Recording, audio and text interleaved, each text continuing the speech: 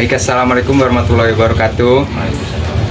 Perkenalkan, saya Ferry Sanjaya Pulungan, mahasiswa dari Politeknik Pembangunan Pertanian Medan, semester 6. Baik, kembali lagi dengan saya dan Pak Aris selaku pengusaha tembakau.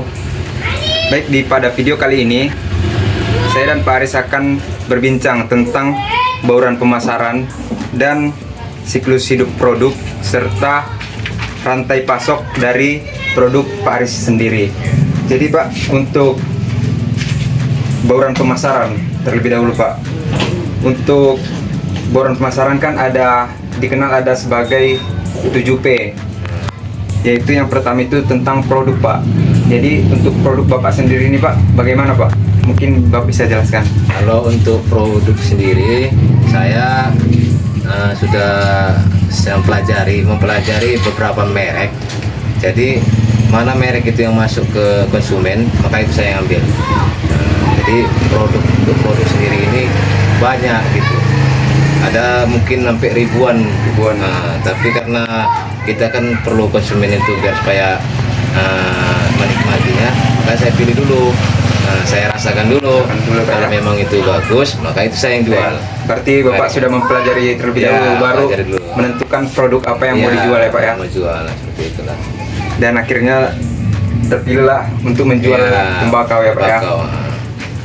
Baik Pak, untuk penentuan harga sendiri, bagaimana Bapak untuk menentukan harga sendiri? Kalau menentukan harga, kami tidak bisa menentukan harga sendiri karena harga ini sudah ditentukan sama distributor.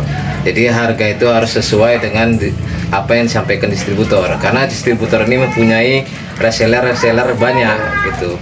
Jadi biar supaya tidak ada kecekcokan antara reseller lain, seperti itulah. Berarti sudah ketentuan ya Pak? Sudah ketentuan, jadi bisa diubah. Tidak bisa diubah lagi ya Pak ya? Jadi mungkin untuk promosi sendiri Pak, untuk yang ketiga untuk promosi, apa saja udah promosi yang Bapak lakukan untuk mengejar penjualan ya pembeli Pak maksudnya? Kalau promosi biasanya, kalau promosi produk, misalnya dia membeli barang A, tapi untuk mempromosikan si B, saya itu biasanya mengasih dia itu gratis. Nah, seperti itu. Jadi dinikmati dia dulu. Coba dulu ya, kalau memang itu cocok, kan dia tertarik untuk membelinya. Seperti itu caranya.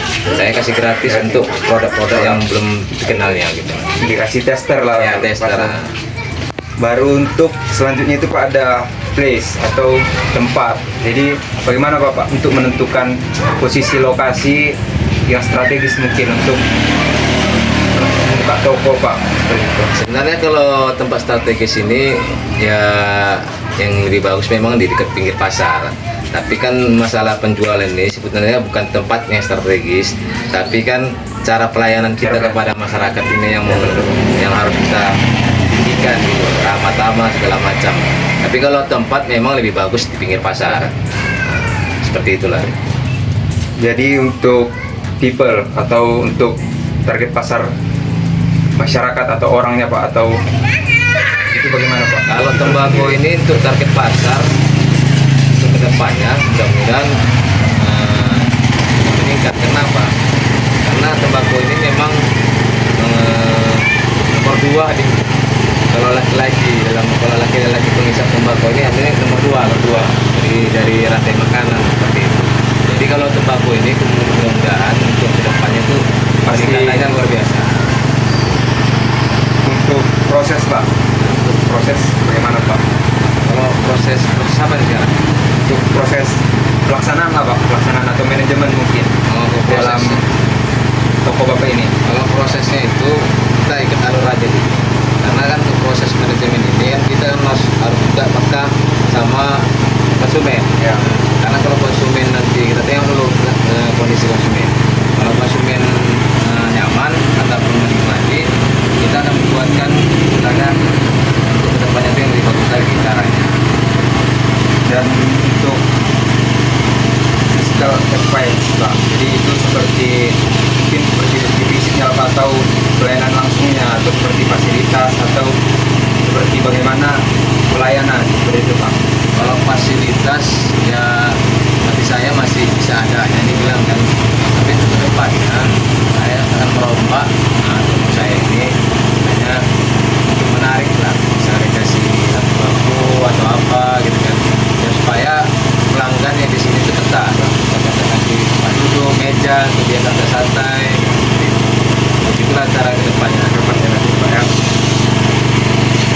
Jadi itu kan Pak untuk terkait UPT yang Bapak terapkan di toko Bapak ini.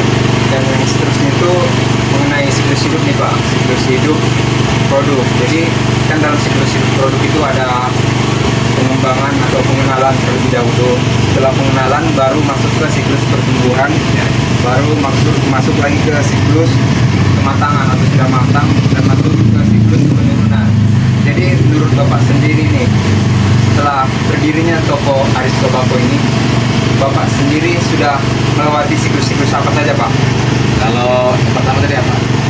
Pengenalan Pak. Kalau pengenalan saya sudah Melewati Pak. yang kedua. Pertumbuhan. Kalau pertumbuhan ya sekarang alhamdulillah sih dalam tahapan pertumbuhan, karena untuk pengembangan sendiri itu kan dibutuhkan proses ya. Saya baru buka usaha ini baru setengah tahun, jadi proses itu tidak berhenti panjang.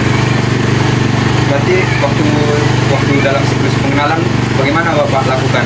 Nah, untuk pengenalan dulu saya kan memang sebenarnya saya tidak uji dengan jual tembakau ini, tapi karena ada teman-teman yang bilang jualah tembakau, kami pembelinya katanya.